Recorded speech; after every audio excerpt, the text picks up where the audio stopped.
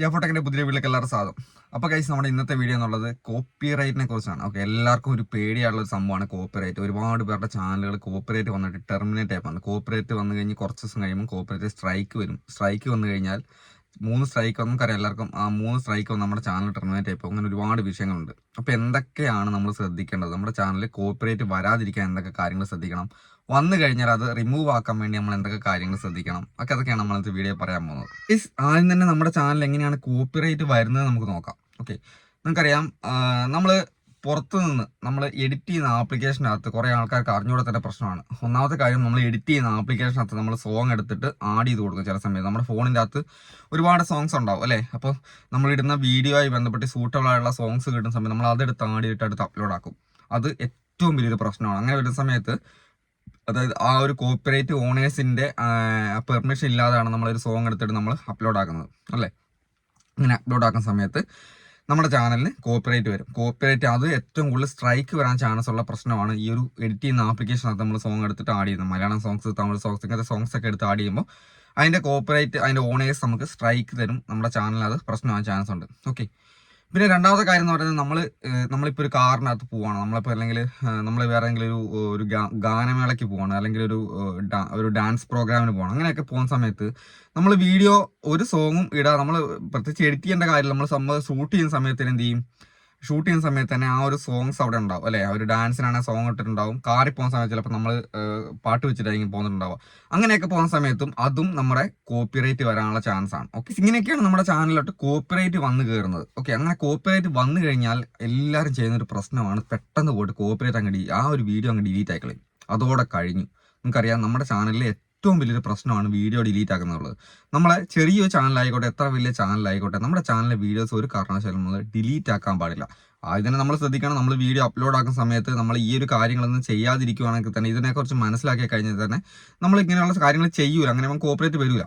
അങ്ങനെ കോപ്പറേറ്റ് അഥവാ വന്നാൽ തന്നെ നമ്മൾ പെട്ടെന്ന് ഓടിച്ചാടി പോയി നമ്മുടെ ആ ഒരു വീഡിയോ ഡിലീറ്റ് ആക്കാൻ പാടില്ല എന്നുള്ളതാണ്. ഓക്കെ, ഡിലീറ്റ് ആയി കഴിഞ്ഞാൽ നമ്മുടെ ചാനൽ ഫ്രീസ് ആവും. ഏറ്റവും വലിയ പ്രശ്നമാണ്. നമ്മുടെ ചാനലിലെ വ്യൂസ് ഇല്ലാതാക്കാനുള്ള റെക്കമെൻഡേഷൻ, നമ്മുടെ ആ ഒരു റീച്ച് പോക്കുന്ന ഒരു ഏറ്റവും വലിയൊരു സംഭവമാണ് നമ്മുടെ ചാനലിലെ വീഡിയോ ഡിലീറ്റ് ആക്കുക എന്നുള്ളത്. അപ്പോൾ അങ്ങനെ ഡിലീറ്റ് ആക്കുന്ന വഴി എന്താ പറയുക, നമ്മുടെ ആ ഒരു റീച്ച് ഇല്ലാണ്ടായി പോകും. പിന്നിടുന്ന വീഡിയോസിന് തീരെ വ്യൂസ് ഉണ്ടാവുകയില്ല. അപ്പോൾ കൂടുതൽ ആൾക്കാരും എന്നോട് വന്ന് പറഞ്ഞ കാര്യം, ചേട്ടാ എൻ്റെ ചാനലിനകത്ത് വ്യൂസ് ഇല്ല, തീരെ വ്യൂസ് ഇല്ല. അപ്പോൾ ഞാൻ ചോദിക്കുന്ന സമയത്ത് ഇവർക്ക് ഒരുപാട് കോപ്പിറൈറ്റുകളൊക്കെ വന്നപ്പം ഒരുമിച്ച് കുറേ വീഡിയോസൊക്കെ ഒരുമിച്ച് ഡിലീറ്റ് ആക്കിയിട്ടുണ്ടായിരുന്നു. അപ്പോൾ പിന്നെ ആ ചാനലിനകത്ത് തുടരുന്നതിൽ വലിയ അർത്ഥമില്ലാന്ന് തന്നെ വേണേൽ പറയാം. കാരണം ഒരുപാട് കാലം വർക്ക് ചെയ്തിട്ടും പിന്നെ നമുക്കറിയാം, ഒരു 1K 3K എന്നൊക്കെ പറഞ്ഞ വ്യൂസ് ഉള്ള ചാനലുകളൊക്കെ പെട്ടെന്ന് സ്റ്റക്കായിട്ട് പിന്നെ അതിൻ്റെ അകത്തൊക്കെ വരുന്ന വ്യൂസ് എന്ന് പറഞ്ഞാൽ 10, 15, 12, അത് എക്സ്റ്റേണലായിട്ട് വാട്സപ്പിൽ കൂടെ ഒക്കെ ഷെയർ ചെയ്ത് വരുന്ന വ്യൂസാണ്. യൂട്യൂബിൽ വന്നുള്ള യാതൊരു സപ്പോർട്ടും ഇല്ലാണ്ടായി പോകണം. അപ്പോൾ ഇങ്ങനെയൊക്കെ വരാതിരിക്കാൻ വേണ്ടി ഞാൻ ആദ്യം പറഞ്ഞ കാര്യങ്ങൾ നിങ്ങൾ ശ്രദ്ധിക്കുക. പരമാവധി ബാക്ക്ഗ്രൗണ്ട് ആയിട്ട് മ്യൂസിക് കാര്യങ്ങൾ ആഡ് ചെയ്യാതെ അപ്ലോഡ് ആക്കാൻ നോക്കുക. പിന്നെ ചില സമയത്തുണ്ട്, ഞാൻ എല്ലാവരോടും പറഞ്ഞ കാര്യമാണ്, നിങ്ങൾ ആഡ് സൗണ്ട് എടുത്തിട്ട് അപ്ലോഡ് ആക്കാൻ നോക്കുക. നിങ്ങൾ യൂട്യൂബിൽ അപ്ലോഡ് ചെയ്യുമ്പോൾ 1 മിനിറ്റിന് താഴോട്ടുള്ള ഷോർട്ട് ആണെങ്കിൽ നിങ്ങൾ ആഡ് സൗണ്ട് എന്ന ഓപ്ഷൻ എടുത്ത് അപ്ലോഡ് ചെയ്യുമ്പോൾ കൊടുക്കുക. എന്നിട്ടും ചില സമയത്ത് ഷോർട്ട് പോളിസി, കോപ്പിറൈറ്റ് കാര്യങ്ങളൊക്കെ വരുന്നുണ്ട്. നിങ്ങൾ മനസ്സിലാക്കണം, മറ്റുള്ള ആൾക്കാർ കോപ്പിറൈറ്റ് ഉള്ള സോങ്സ് അപ്ലോഡ് ചെയ്യുമ്പോൾ അതും നമ്മുടെ ആഡ് സൗണ്ടിനകത്ത് വന്ന് കിടക്കുന്നുണ്ട്. ഓക്കെ, അപ്പോൾ എന്ത് ചെയ്യുക, പരമാവധി 1 മിനിറ്റുള്ള ഒറിജിനൽ സോങ്സ് എടുത്തിട്ട് അപ്ലോഡ് ആക്കുന്നു. അവിടെ 26 സെക്കൻഡ്, 10 സെക്കൻഡ്, 5 സെക്കൻഡ്, 17 സെക്കൻഡ് ഒക്കെ ഉള്ള സോങ്സുകൾ നമുക്ക് ആഡ് സൗണ്ട് എടുക്കും. നമുക്ക് സെർച്ച് ചെയ്യുമ്പോൾ നമ്മളൊരു കാര്യം സെർച്ച് ചെയ്ത് കഴിഞ്ഞാൽ ഒരുപാട് സോങ്സ് വരും അല്ലേ. ഒരേ സോങ് തന്നെ ഒരുപാട് ടൈപ്പ് വരും. നമ്മളൊരു സോങ് ആഡ് സൗണ്ട് എടുത്തിട്ട് അപ്ലോഡ് ആക്കുമ്പോൾ സെർച്ച് ചെയ്യുമ്പോൾ, അപ്പോൾ അതിൻ്റെ അകത്ത് പരമാവധി 1 മിനിറ്റ് ഉള്ളത് ഒറിജിനൽ സോങ്സ് നോക്കി സെലക്ട് ചെയ്യാൻ നോക്കുക. അല്ലാതെ 17 സെക്കൻഡ്, 12 സെക്കൻഡ് ഉള്ള സോങ്സ് ചിലപ്പം DJ കുറച്ചും കൂടെ നല്ല അടിപൊളി DJ ഒക്കെ ആയിട്ട് മിക്സ് ചെയ്തിട്ടുള്ള സോങ്സ് ഒക്കെ കിട്ടും. പക്ഷെ അങ്ങനെ ചെയ്ത് കഴിഞ്ഞാൽ അതും നമുക്ക് കോപ്പറേറ്റ് വരാൻ ചാൻസ് ഉണ്ട്. പക്ഷെ നമുക്ക് ചാനലിനെ എഫക്റ്റ് ചെയ്യില്ല കേട്ടോ. അതൊരു വേറൊരു കാര്യം. കോപ്പറേറ്റ് വന്നാൽ നമുക്ക് ചാനലിനെ എഫക്റ്റ് ചെയ്യില്ല. പിന്നെ ഇതെല്ലാം കൂടാണ്ട് നമുക്ക് കോപ്പിറൈറ്റ്, പിന്നെ ഇനി അടുത്ത കാര്യം ഞാൻ പറഞ്ഞാൽ, അടുത്ത നമുക്ക് വെച്ചാൽ നമ്മുടെ കോപ്പിറൈറ്റ് എങ്ങനെയാണ് ഒഴിവാക്കുന്നത് എന്നുള്ളതാണ്. നമുക്ക് ക്രോം ബ്രൗസറിൻ്റെ അകത്ത് യൂട്യൂബ് സ്റ്റുഡിയോ ഓപ്പൺ ചെയ്തിട്ട് ഒഴിവാക്കേണ്ട കാര്യമൊന്നുമില്ല. കുറേ കൂടുതൽ ആൾക്കാർ പറയുന്നുണ്ട്, ഇപ്പോൾ നമുക്ക് Chrome browser YouTube studio open ചെയ്യാൻ പറ്റുന്നില്ല, ചെറിയ പ്രശ്നമുണ്ട്. അപ്പോൾ നമുക്ക് കോപ്പറേറ്റ് ഒഴിവാക്കാൻ പറ്റില്ല. നമ്മൾ എന്ത് ചെയ്യും ചേട്ടാ? അപ്പോൾ നമ്മൾ ഈ ഒരു കോപ്പറേറ്റ് വന്നു കഴിഞ്ഞാൽ നമുക്ക് കോപ്പറേറ്റ് ഒഴിവാക്കാനുള്ള ഓപ്ഷൻ ഉണ്ടെന്ന് അറിയാം. പക്ഷേ എങ്ങനെ ഒഴിവാക്കും? നിങ്ങൾക്ക് യൂട്യൂബ് സ്റ്റുഡിയോയിൽ കയറിയാൽ തന്നെ ഞാൻ എൻ്റെ ഒരു വീഡിയോ ചെയ്തിട്ടുണ്ട്. അതിൻ്റെ ഡിസ്ക്രിപ്ഷനകത്ത് ഞാൻ എൻ്റെ കമൻറ്റ് ബോക്സിനകത്ത് ഞാൻ എൻ്റെ ആ ഒരു വീഡിയോ ലിങ്ക് പിൻ ചെയ്ത് വെച്ചേക്കാം. നിങ്ങൾക്ക് വേണമെന്നുണ്ടെങ്കിൽ കയറി കാണാം എങ്ങനെയാണ് കോപ്പറേറ്റ് ഒഴിവാക്കാന്നുള്ളത്. ഓക്കെ, അപ്പോൾ നിങ്ങൾക്ക് യൂട്യൂബ് സ്റ്റുഡിയോനകത്ത് കയറി കഴിഞ്ഞാൽ അവിടെ അടിയിലുണ്ടാവും നമുക്ക് കോപ്പിറൈറ്റ് എന്ന് എഴുതും. ഓക്കെ, ആ ഒരു വീഡിയോ, ഓരോ വീഡിയോ കോപ്പിറൈറ്റുള്ള വീഡിയോ നമ്മൾ ജസ്റ്റ് പ്രസ് ചെയ്ത് കഴിഞ്ഞാൽ അവിടെ കോപ്പിറൈറ്റ് ചെയ്യുന്നുണ്ട്. ആ കോപ്പിറൈറ്റ് ക്ലിക്ക് ചെയ്ത് കഴിഞ്ഞാൽ നമുക്ക് അവിടുന്ന് തന്നെ കോപ്പിറൈറ്റ് ഒഴിവാക്കാനാവും. നമുക്ക് 3-4 ഓപ്ഷൻസ് ഉണ്ട് കോപ്പിറൈറ്റ് ഒഴിവാക്കാൻ വേണ്ടി. ഒന്ന് നമുക്ക് ട്രിം ചെയ്ത് ഒഴിവാക്കാം. കോപ്പിറൈറ്റ് എത്ര ഭാഗമാണുള്ളൂ അത്രയും ഭാഗം നമുക്ക് ആ വീഡിയോ കട്ട് ചെയ്തിട്ട് ട്രിം ചെയ്ത് കളഞ്ഞിട്ട് ഒഴിവാക്കാം. പിന്നത്തെ കാര്യം എന്ന് വെച്ചാൽ ഇറേസ് ചെയ്യാം. അത്രയോ സ്ഥലം നമുക്ക് ഇറേസ് ചെയ്താൽ ആ ഒരു സോങ്ങിന്റെ അത്രയോ സ്ഥലം ഇറേസ് ചെയ്യുന്നുള്ള പ്രശ്നം എന്ന് വെച്ച് കഴിഞ്ഞാൽ മ്യൂട്ട് ചെയ്യുന്ന പോലെ തന്നെയാണ്. നമ്മുടെ ആ ഒരു സൗണ്ട് അത്രയും ഭാഗത്തെ സൗണ്ട് ഇല്ലാണ്ടാവും. പിന്നെ അതുപോലെ തന്നെ മ്യൂട്ട് ചെയ്യാം. വീഡിയോ മൊത്തമായിട്ട് മ്യൂട്ട് ചെയ്യാം. വീഡിയോന്റെ മൊത്തത്തിലുള്ള സൗണ്ട് മ്യൂട്ട് ചെയ്ത് കഴിഞ്ഞിട്ട് കോപ്പിറൈറ്റ് ഒഴിവാക്കാനാവും.